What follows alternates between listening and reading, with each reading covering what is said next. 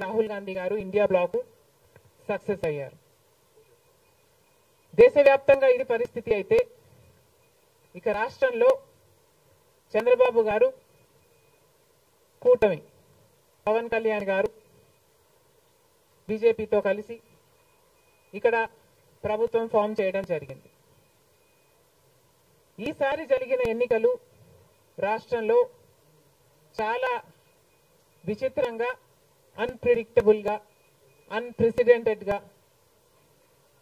ఈ ఎన్నికలు నిలిచాయి. కారణం ఏమిటి అంటే ప్రజలు చాలా డిసిసివ్ గా ఒక నిర్ణయం తీసుకున్నారు. మాకు మార్పు కావాలి అన్న నిర్ణయం ప్రజలు తీసుకున్నారు కాబట్టే ఈ ఎన్నికలు ఒకే డిసిషన్ మీద ఆధారపడి జరిగిన ఎన్నికలు.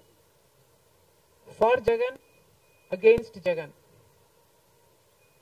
ఇది ఒకటే డిసిషన్ గా ఈ ఎన్నికలు నిలిచాయి. For Jagan or against Jagan. Against Jagan అన్న మార్పు కావాలి అన్న ఈ గట్టి డిసిషన్ ప్రజలు తీసుకున్నారు కాబట్టి ఈరోజు వాళ్ళ ఓటు వేస్ట్ కాకూడదు అన్నట్టుగా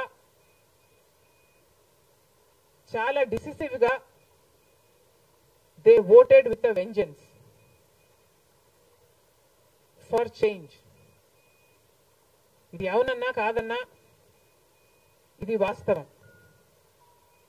కేవలం అంత గట్టి నిర్ణయం ప్రజలు తీసుకుని మార్పు కావాలి అన్న అంత గట్టి డిసిజన్ తీసుకున్నారు కాబట్టి ఇన్ ద ప్రాసెస్ ఈరోజు కాంగ్రెస్ పార్టీ కూడా అనుకున్న మేరకు పర్ఫామ్ చేయలేకపోయింది. కాంగ్రెస్ పార్టీ కూడా కేవలం నెల రోజుల ముందు సర్వే చేస్తే Congress party vote share between 6 to 7% ఉంది.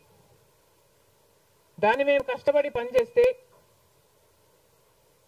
నేనే స్వయంగా 64 కాన్స్టిట్యుయెన్సీల్లో క్యాంపెయిన్ చేయడం కూడా జరిగింది.